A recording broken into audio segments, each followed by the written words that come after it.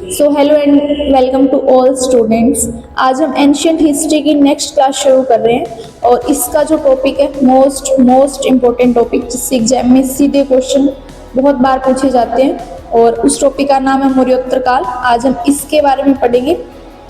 Last class में हमने Maurya period के बारे में पढ़ा था, जब चंद्रगुप्त मौर्य ने मौर्य साम्राज्य की स्थापना की थी, और उसमें जो सबसे महान राजा थे वो सम्राट अशोक हुए थे, उन सब के बारे में पढ़ा था। तो अब हम जो मौर्य साम्राज्य के अंतिम राजा थे वृद्धरथ, ठीक है, अंतिम राजा थे ये,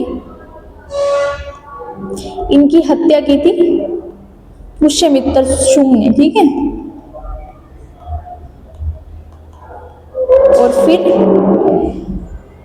शुंग वंश की स्थापना की थी, तो इसके बारे में हम इस कंप्लीट लेक्चर में जानेंगे। और इस टॉपिक के लिए आपको कोई और लेक्चर या बुक नहीं पढ़नी पड़ेगी, क्योंकि इसमें मैंने ये जो मौर्योत्तर काल है इससे रिलेटेड ऑल पॉइंट्स को कवर किए हैं, ठीक है। तो शुरू करते हैं। जब मौर्य साम्राज्य का पतन हो गया था लगभग 185 ईसा पूर्व, ठीक है, उस टाइम भारत में जो राजनीतिक एकता थी वो बिखर गई थी, ठीक है। मतलब सबसे बड़ा साम्राज्य तो वही था, मौर्य साम्राज्य।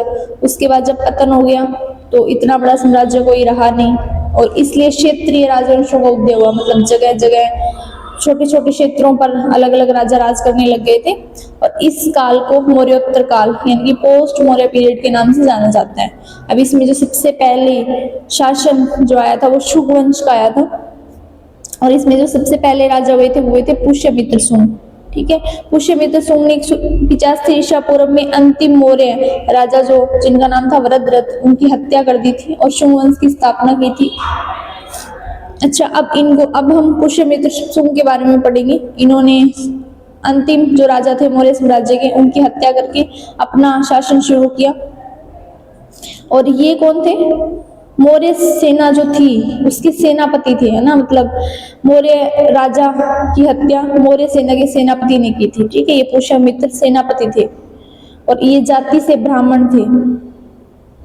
फिर जो मौर्य साम्राज्य की राजधानी थी वो पाटलिपुत्र थी, लेकिन इन्होंने अपनी राजधानी, जब इनका राज आया तो इन्होंने पाटलिपुत्र से हटाकर मध्य प्रदेश की विदिशा में स्थापित कर दी थी अपनी राजधानी, ठीक है। इन्होंने यवनों इंडो ग्रीक के आक्रमणों को सफलतापूर्वक विफल किया था। मतलब मध्य एशिया से भारतवर्ष पर कई जनजातियों ने आक्रमण किया था, वो हम इनके बारे में आगे जानेंगे। जिसमें से एक जो ग्रुप था वो था यवन का, यूनानियों का, ठीक है।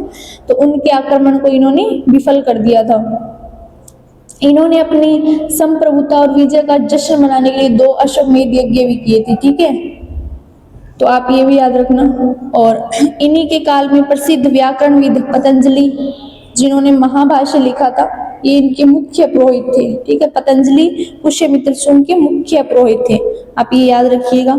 इन्होंने विदर्भ के राजा यज्ञसेन को हराया था, और इसका उल्लेख, ठीक है, विदर्भ देश के जो राजा थे यज्ञसेन, इनको पुष्यमित्र शुंग ने हरा दिया था। और इसका उल्लेख मिलता है कालिदास के नाटक जिसका नाम है मालविका अग्निमित्रम, ठीक है। वैसे मालविका अग्निमित्रम में मालविका और इनके पुत्र हुए थे पुष्यमित्र शुंग के अग्नि।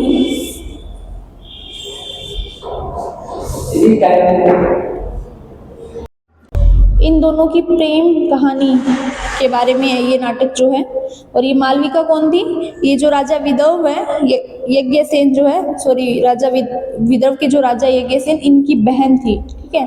और फिर जब ये हार गए थे तो उस टाइम ये होता था कि जो राजा हार जाता था उसकी प्रजा या उसके परिवार के जो लोग हैं उनको दास बनाकर दुश्मन जो राजा होता है, जो जीत जाता है, वो रखता है। तो मालविका इनके जो पुष्यमित्र शुंग थे, इनके महल में एज ए दासी का काम करती थी।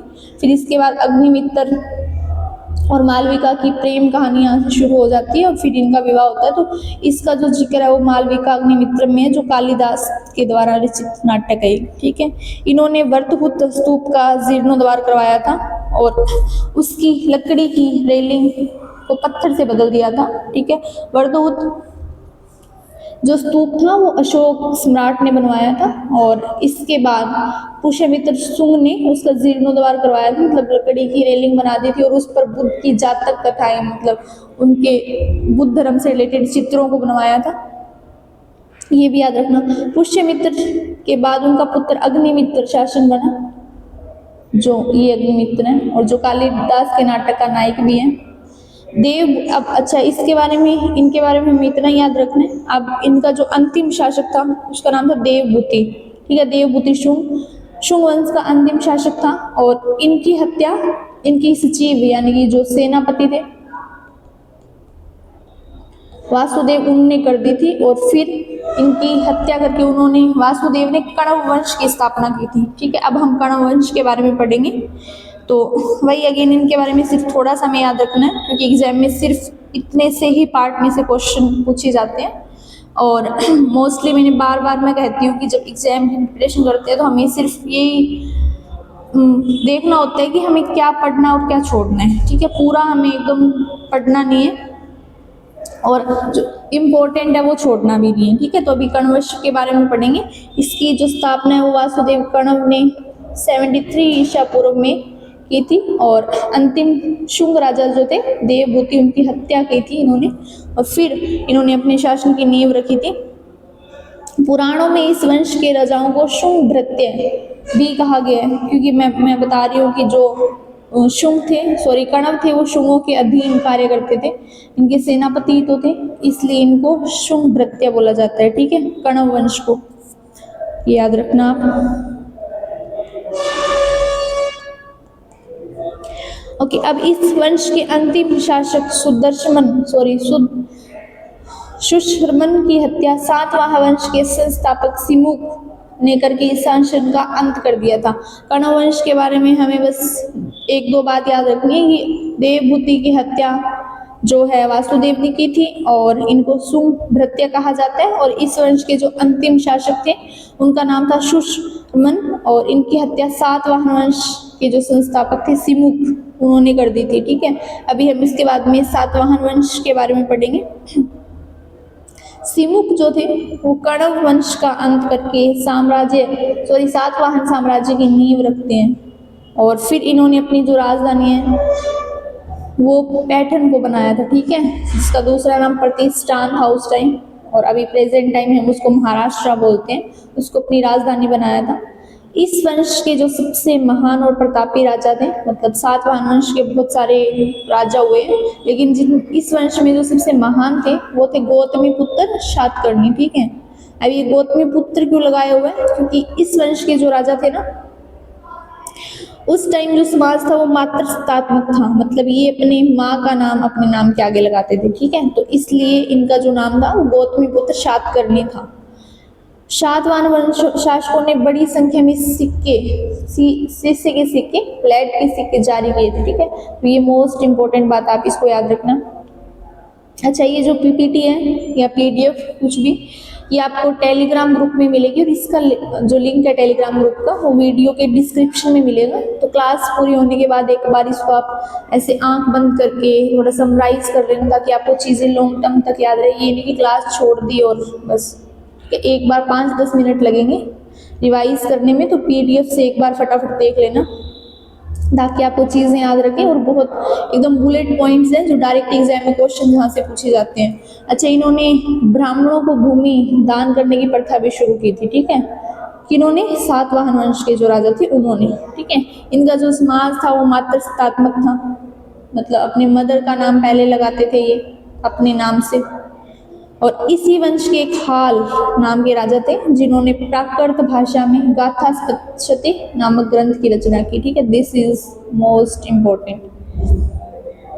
अच्छा, इनके शासनकाल में और क्या क्या हुआ था, इनके काल में अमरावती कला शैली जो है, ठीक है, और एक कार्ले की जो चैत्य गुफाएं हैं वो प्रसिद्ध हुए, ठीक है, इन लोगों ने इनका निर्माण करवाया। अमरावती जो कला है इसके अंतर्गत मोस्टली जो मतलब मूर्तियां बनवाई, और इसमें अमरावती कला में मोस्टली जो फेमस है वो ये है कि संगमरमर का, सफेद संगमरमर का यूज किया जाता है, ठीक है।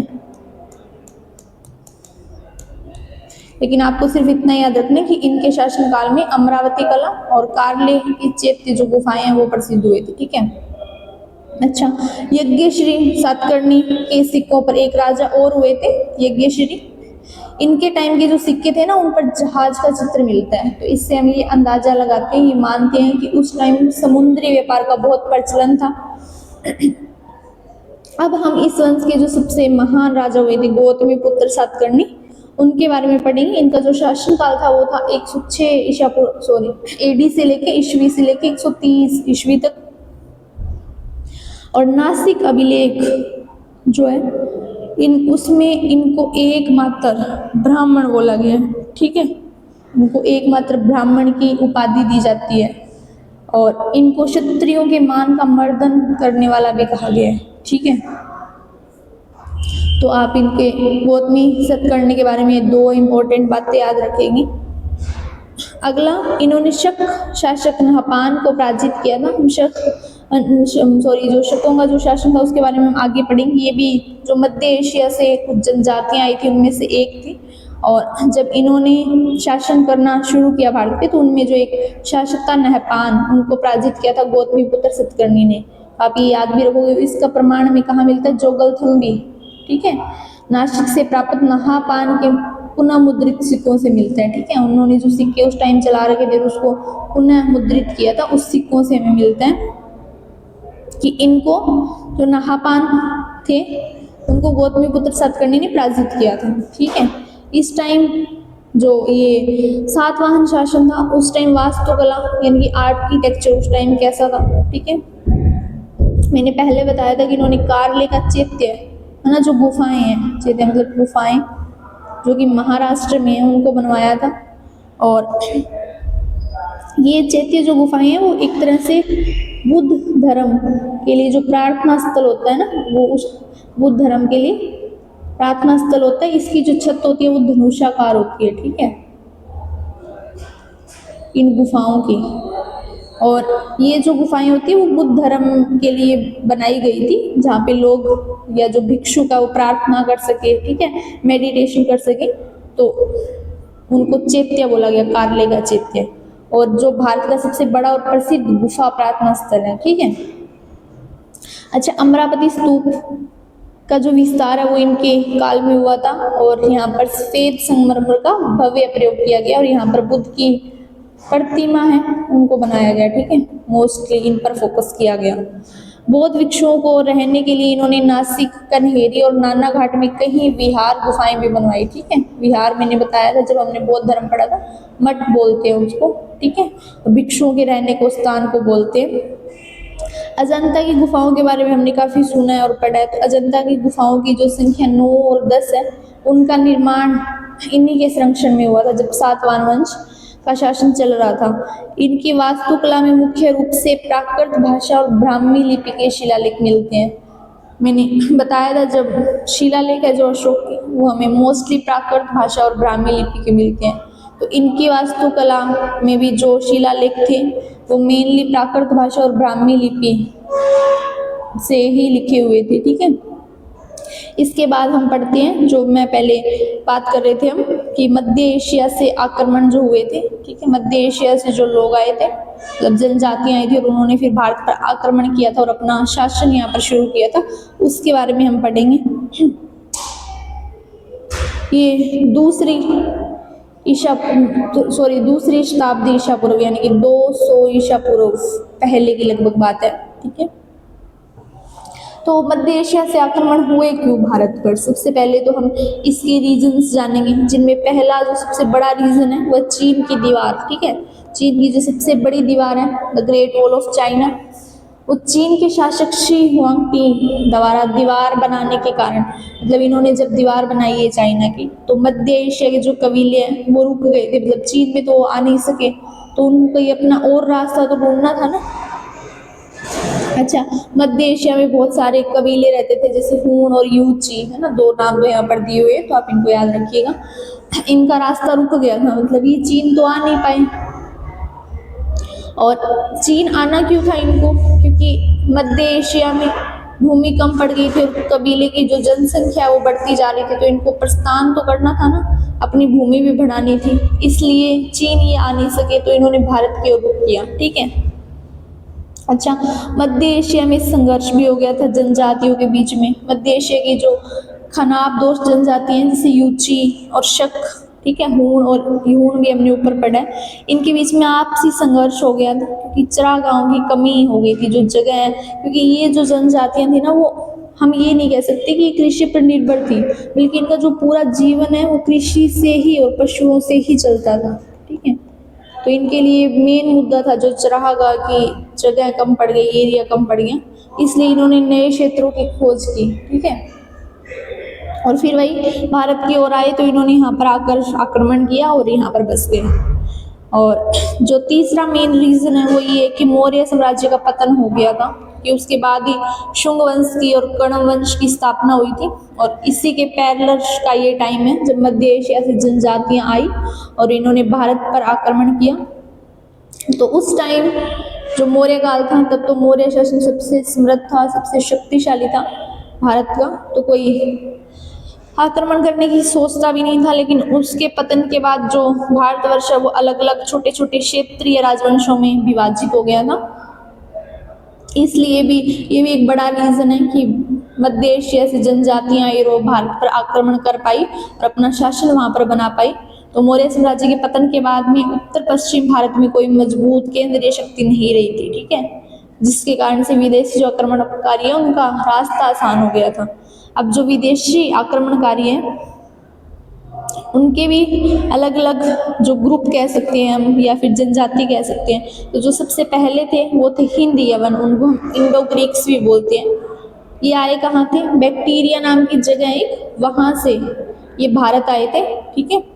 हिंद यवन वे यूनानिक थे जो बैक्टीरिया से आकर भारत के उत्तर पश्चिम में बसे और इन्होंने क्या किया था? भारतीय संस्कृति को अपनाया था। ठीक है। और हिंद यवन के जो सबसे प्रसिद्ध राजा थे मीनांडर, इनको मिलिंद भी बोला गया, इन्होंने जब बौद्ध भिक्षु नागसेन से चर्चा की तो मतलब बौद्ध धर्म के बारे में और उनसे बातचीत की, तब इन्होंने उसके बाद बौद्ध धर्म को स्वीकार कर लिया था, मतलब इन्होंने भी बौद्ध धर्म अपना लिया था। और जब इन्होंने मिलिंद जो राजा थे इन्होंने बौद्ध भिक्षु नागसेन के साथ चर्चा की, इसके बारे में हमने बौद्ध धर्म में भी पढ़ा था। इसका जो वर्णन है वो मिलिंद पनों में मिलता है। ठीक है। और इसमें राजा मिलिंद है वो बौद्ध भिक्षु नागसेन से काफ़ी सारे प्रश्न पूछते हैं और फिर ये इनको बताते हैं, तो इसकी चर्चा मिलती है। ठीक है, विस्तार से।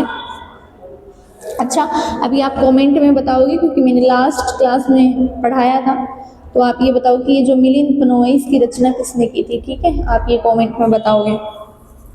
और जो हिंद यवन थे इंडो ग्रीक, ये हिंदू कुश पर्वत पार करने वाले पहले शासक थे। ठीक है, मतलब ये वही हिंदू कुश पर्वत जो था इसको पहली बार विदेशियों ने पार किया था और वो विदेशी थे इंडो ग्रीक। ठीक है, हिंदू कुश पर्वत। अच्छा, ये भारत के पहले शासक भी थे जिन्होंने सोने के सिक्के जारी किए और सिक्कों पर राजाओं के नाम और चित्र अंकित करने की प्रथा शुरू की। ठीक है, सिक्के तो मौर्य काल में भी जारी हुए थे, लेकिन ये पहले राजा थे जिन्होंने सोने के सिक्कों पर राजाओं के नाम और चित्र अंकित करने की प्रथा शुरू की थी। ठीक है, इन्होंने उत्तर पश्चिम भारत में यूनानी कला एक इनकी आर्ट थी जिसका नाम था हेलेनिस्टिक आर्ट, इसकी शुरुआत की थी। ठीक है, उत्तर पश्चिम भारत में, और इसी से आगे जाके गांधार कला विकसित हुई। इसलिए हम बोलते हैं कि गांधार कला पर यूनानियों का प्रभाव है। ठीक है, जब हमने पढ़ी थी अपनी कलाएं, जब शुरुआत में हमने साहित्यिक स्रोत पढ़े थे तब पढ़ी थी हमने। ठीक है। अच्छा, इन्होंने भारतीय ज्योतिषी पर भी अपना प्रभाव दिखाया। ठीक है, उसको और आगे बढ़ाया, उसको संरक्षण दिया और सांचों में सिक्के ढालने की उन्नत तकनीक पेश की। ठीक है, मतलब सिक्के थे वो सांचों से बनाए जाने लग गए थे, तो ये आइडिया भी इन्होंने दिया था। इनकी जो राजधानी थी वो शाकल, जो आधुनिक टाइम में सियालकोट है। ठीक है, ये शिक्षा और व्यापार का प्रमुख केंद्र थी। मतलब आप देख रहे हो इनका राज है वो इतना फैल गया था और इतने अच्छे तरह से शासन करने लग गए थे। अब हम पढ़ते हैं शक के बारे में। शक जो ग्रुप था, जो जनजाति थी, उन्होंने मुख्य रूप से उत्तर पश्चिम और पश्चिमी भारत जैसे तक्षशिला, मथुरा, उज्जैन और नासिक के क्षेत्रों पर शासन किया था। ठीक है, इनको सिथियन भी बोला जाता है। और इस वंश के जो राजा थे वो स्वयं को क्षत्रप बोलते थे, मतलब उसकी उपाधि से संबोधित करते थे खुद को।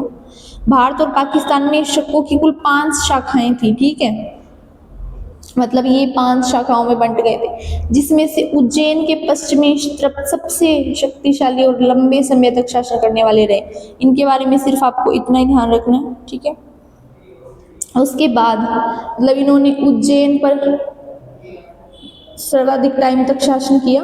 तो उज्जैन के एक राजा थे विक्रमादित्य। ठीक है, वैसे इनका इतिहास में यही नाम जानने को मिलता है। तो इन्होंने शकों को पराजित किया। ठीक है, और ये उज्जैन के एक स्थानीय राजा थे, क्योंकि यहाँ पर मैंने बताया कि ये जो शक है ये पश्चिमी भारत जैसे तक्षशिला, मथुरा, उज्जैन और नासिक के क्षेत्रों पर अधिकार कर रहे थे। तो उज्जैन के जो राजा हैं विक्रमादित्य थे। ठीक है, जो बहुत फेमस राजा है हिस्ट्री के, लेकिन फिर भी हमें इनके बारे में बस कुछ कुछ जो इम्पोर्टेंट बातें एग्जाम की दृष्टि से वही याद रखनी है। तो इन्होंने शकों को पराजित किया था 57 to 58 ईसा पूर्व में। और फिर इसके बाद पराजित करने के बाद इन्होंने विक्रमादित्य के उपाधि धारण की। वैसे बोला जाता है कि इनका जो पहले नाम था वो विक्रम था। ठीक है, बाद में इन्होंने विक्रमादित्य की उपाधि धारण की।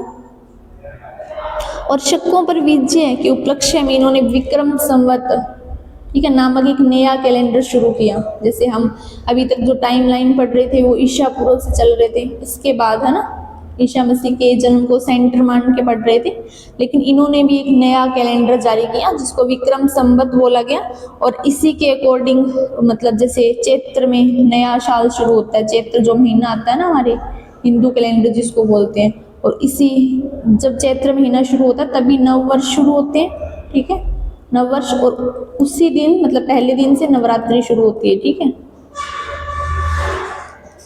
चैत्र की जो नवरात्रि रहते हैं मतलब चैत्र महीने से नववर्ष शुरू होता है इस कैलेंडर के अकॉर्डिंग, और इसको विक्रम संवत बोला गया।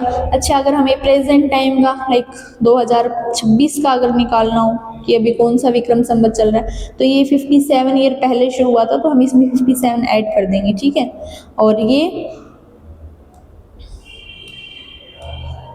2083 बन जाएगा, मतलब अभी विक्रम संवत के अकॉर्डिंग ये वाला ईयर चल रहा है। इसके बाद विक्रमादित्य एक प्रसिद्ध प्रतिष्ठित उपाधि बन गई जिसे भारतीय इतिहास में कुल 14 राजाओं ने धारण किया। और इस उपाधि को धारण करने वाले इनके बाद सबसे सुप्रसिद्ध जो राजा हुए थे वो गुप्त सम्राट चंद्रगुप्त द्वितीय थे, जिनके बारे में हम गुप्त काल के बारे में हम आगे पढ़ेंगे, तो उसमें इनके बारे में पढ़ेंगे।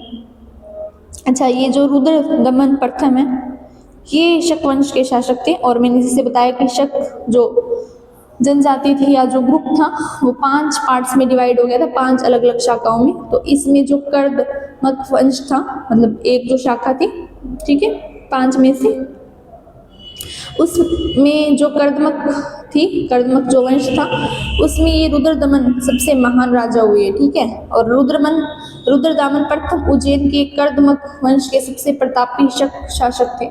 इनका शासनकाल लगभग 130 से 150 ईस्वी तक था। ठीक है, मतलब 20 साल तक। इन्होंने गुजरात के काठियावाड़ में स्थित सुदर्शन झील का जीर्णोद्धार करवाया था। और सुदर्शन झील का जिक्र पहले भी आया जब हम मौर्य साम्राज्य के बारे में पढ़ रहे थे। ये मौर्य काल में बनी थी, चंद्रगुप्त मौर्य के टाइम में बनी थी। और वैसे इसका जो श्रेय है वो पुष्यगुप्त को दिया जाता है। ठीक है, पुष्यगुप्त को दिया जाता है। ठीक है, पुष्यगुप्त वैश्य, और ये चंद्रगुप्त मौर्य के दरबार में थे। ठीक है, लेकिन वैसे अगर हम ये बोले कि किसने निर्माण करवाया था, मतलब राजा कौन थे, तो वो चंद्रगुप्त मौर्य थे इस टाइम। लेकिन बाद में इसको रिपेयर इन्होंने करवाया था रुद्रदमन प्रथम ने। अच्छा, जो रुद्रदमन प्रथम है इन्होंने प्रसिद्ध जूनागढ़ अभिलेख, जो जिसको गिरनार अभिलेख भी बोलते हैं, इनको बनवाया। और विशुद्ध संस्कृत भाषा में लिखा गया भारत का सबसे बड़ा पहला अभिलेख है ये। ठीक है, जो गिरनार अभिलेख है एकदम शुद्ध प्योर संस्कृत में लिखा हुआ है। अच्छा, इन्होंने सातवाहन नरेश, ठीक है, वशिष्ठी पुत्र पुलुमावी को 2 बार युद्ध में पराजित किया था। ठीक है, लेकिन निकट संबंधी होने के कारण वही, क्योंकि ये मध्य एशिया से आए हुए लोग हैं सारे, तो इसलिए उनको नष्ट नहीं किया, सिर्फ पराजित किया था, सिर्फ हराया था, ठीक है, मारा नहीं था जान से। अच्छा, इन्होंने चांदी के सिक्कों पर एक तरफ यूनानी लिपि और दूसरी तरफ ब्राह्मी लिपि व खरोष्टी लिपि का प्रयोग मिलता है। इनके टाइम के जो सिक्के थे ना, ये यूनान से तो आए थे, ठीक है, उस साइड से आए थे, तो एक साइड उन्होंने सिक्कों पर यूनानी लिपि में कुछ कुछ लिखवाया और दूसरी साइड खरोष्टी और ब्राह्मी जो लिपि होती है उससे कुछ ना कुछ सिक्कों पे लिखवाया। इसके बाद हम पढ़ेंगे कुषाण वंश के बारे में, ठीक है। और ये कुषाण कौन थे? कुषाण को चीनी ग्रंथों में यूची और पश्चिमी स्रोतों में तोखरियन, ठीक है, तोखारियन कहा जाता है। मैंने जैसे बताया था कि जो मध्य एशिया थे वहां से कई जनजातियां, कई ग्रुप्स आए थे, उसमें से मैंने सबसे पहले यू और ची के बारे में भी बताया था ना, हून और यूची, ठीक है, और शक। तो उसमें से जो यूची ग्रुप है, जो चीनी ग्रंथ है ना, उसमें तो इनको यूची ग्रुप का बताया जाता है, और जो पश्चिमी स्रोत है हमें, और हमें हमारे पास कोई हिस्ट्री की बुक्स है, उन सब में इनको तोखारियन बोला गया अलग से, ठीक है। और इन्होंने भारत में एक विशाल साम्राज्य की स्थापना की, मतलब इन्होंने काफी टाइम तक राज किया, और इनका जो एरिया था वो भी बहुत बड़ा था राज करने, जिस पर ये राज करते थे। अच्छा, इस वंश के जो सबसे प्रमुख राजा थे, जो पहले राजा थे, उनका नाम था कुजुल कडफिसेस, जो इसके संस्थापक थे इस साम्राज्य के। दूसरे जो राजा थे उनका नाम था बिम कडफिसेस, और तीसरे जो महान शासक थे जिनको सबसे महान माना गया इस वंश का, उनका नाम था कनिष्क, ठीक है। कनिष्क बहुत बार नाम सुनते हैं हम हिस्ट्री में, तो ये इस वंश के राजा थे। कुषाणों ने दो प्रमुख राजधानियां बनाई थी, पहली पुरुषपुर, ठीक है, अभी प्रेजेंट टाइम में जो पेशावर है, और दूसरी थी मथुरा, ठीक है। इन्होंने क्या किया था, चीनी सम्राटों के सम्मान, ठीक है, जैसे चीन में भी लोग है ना, चीन के कुछ राजा थे, जो राजा थे, सम्राट थे, उन्होंने खुद को देवपुत्र की उपाधि दी थी, तो वैसे चीनी सम्राटों के सम्मान इन्होंने भी खुद को ईश्वर का पुत्र और देवपुत्र की उपाधि दी, और इसका उद्देश्य क्या था, अपनी सत्ताओं को देवी और पवित्र सिद्ध करना था कि हम तो देवपुत्र हैं, कुछ इस टाइप से, ठीक है। कुषाण राजाओं ने अपनी मूर्ति पूजा के लिए देवकुल यानी कि शाही मंदिर बनवाए मथुरा में, और भारत में सबसे पहले बड़े पैमाने पर शुद्ध सोने के सिक्के जारी किए थे। बहुत बड़े पैमाने पर शुद्ध सोने के सिक्के कुषाणों ने जारी किए थे, ठीक है। ये हमने तब भी पढ़ा था जब हमारी हिस्ट्री की पहली क्लास थी। अच्छा, इन्होंने और क्या किया था, इन्होंने प्रसिद्ध रेशम मार्ग जो था उस पर पूर्ण नियंत्रण कर लिया था, तो उससे जो व्यापारी गुजरते थे उसका जो टैक्स आता था, उससे भारत की जो इकोनॉमी थी ना उसमें, और भारत का जो व्यापारिक और आर्थिक जो ढांचा था उसमें बहुत लाभ हुआ, क्योंकि इन्होंने उस रूट पर अपना अधिकार कर लिया था, एक तरह से नियंत्रण कर लिया था। जो भी राजा या व्यापारी वहां से अपना रेशम आयात निर्यात करते थे तो उनसे टैक्स भी वसूलते थे, जिससे भारत की इकोनॉमी थोड़ी बढ़ गई थी। और इसके जो महाराजा कनिष्क थे, हम अब उनके बारे में पढ़ेंगे। कनिष्क जो थे उन्होंने 78 ईस्वी में शक संवत की शुरुआत की, जो आज भारत का राष्ट्रीय कैलेंडर है, ठीक है।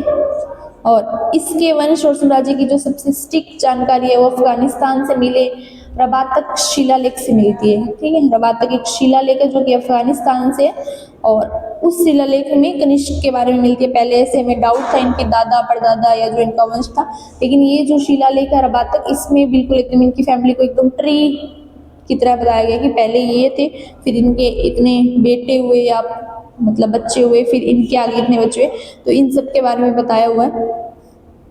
अच्छा, पहले जो राजा विक्रमादित्य थे उन्होंने विक्रम संवत नाम का एक कैलेंडर जारी किया था, ठीक है। इसको हम मोस्टली यूज करते हैं, मतलब कि जैसे शादी या त्योहार वगैरह देखने के लिए। और ये जो है ये हमारा राष्ट्रीय कैलेंडर है, और 22 मार्च 1957 को इसको राष्ट्रीय कैलेंडर के रूप में मान लिया गया था, मतलब अपना लिया गया था। और इसमें जैसे सरकारी जो जितने भी अवकाश होते हैं उसके बारे में, इसमें जो महीने होते हैं वो चैत्र बैसाख जेठ आषाढ़ी वो सारे होते हैं, ठीक है। और ये जैसे नॉर्मल वर्ष होता है तब उसमें 22 मार्च से शुरुआत मानी जाती है इस कैलेंडर की, जैसे मतलब नव वर्ष 22 मार्च से माना जाता है, लेकिन जब लीप ईयर होता है तो 21 मार्च से माना जाता है, तो ये भी आप थोड़ा ध्यान रखना।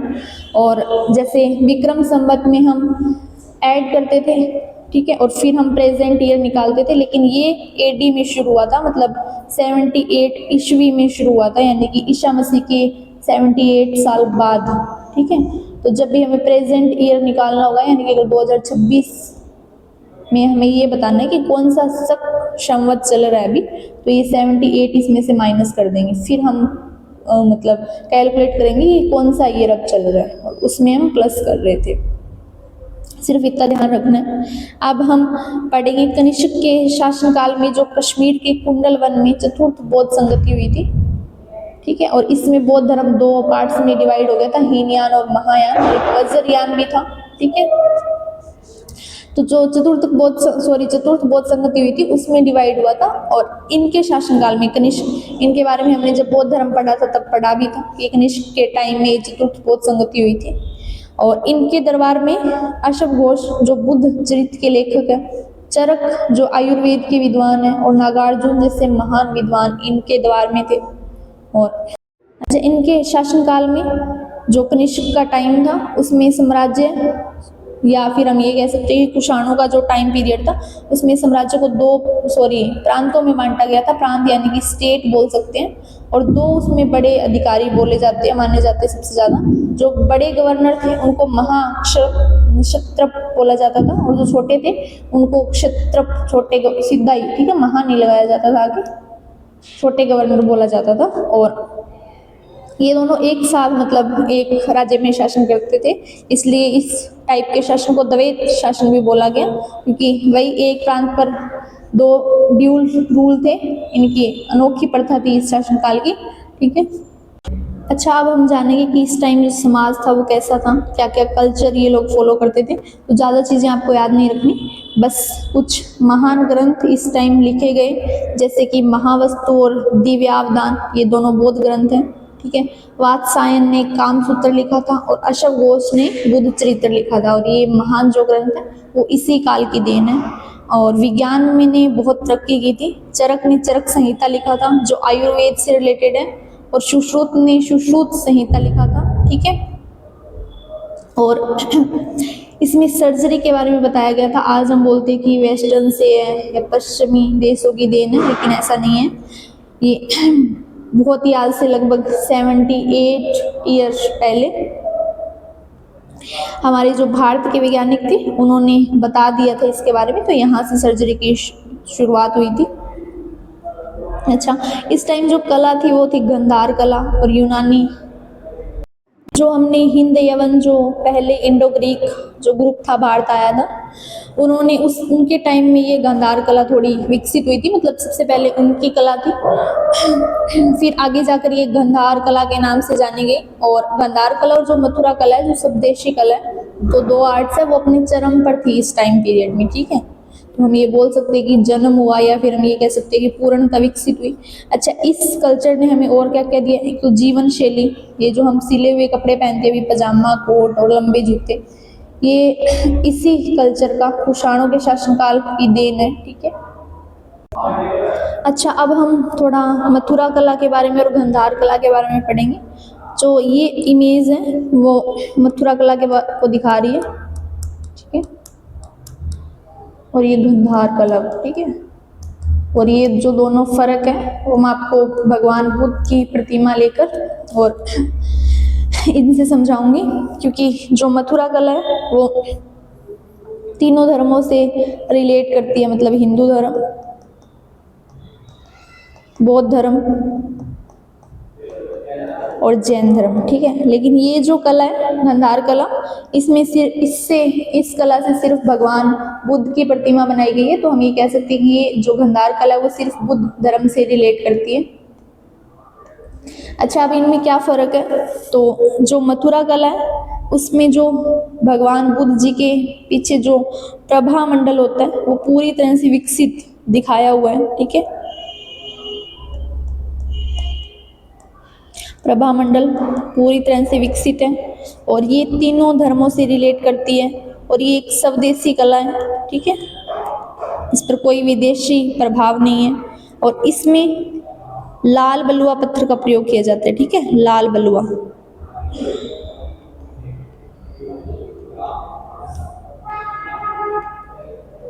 अच्छा, इसमें आप देख सकते हो ये थोड़ा रेडिश सा दिख रहा है हमें, और इसमें एक तो बुद्ध धर्म से रिलेट करती है, ये इस पर यूनानी प्रभाव है, ठीक है, मतलब इस पर विदेशी प्रभाव है, ये पूर्णतः स्वदेशी नहीं है। और इसमें जो बुद्ध है, भगवान बुद्ध, उनको एकदम घने बाल और लंबे कपड़े दिखाए गए हैं। अभी तो जो इमेज है इसमें आपको सिर्फ इनका फेस दिख रहा है, लेकिन इसमें इनके घने बाल दिखाए हुए हैं, ठीक है, और जैसे कोई यूनानी देवता होते हैं ना, उस टाइप से, ठीक है।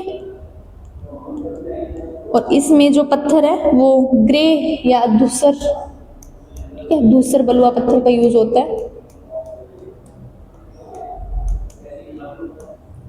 इसमें जो प्रभा मंडल है वो पूर्णतः विकसित नहीं है, ठीक है,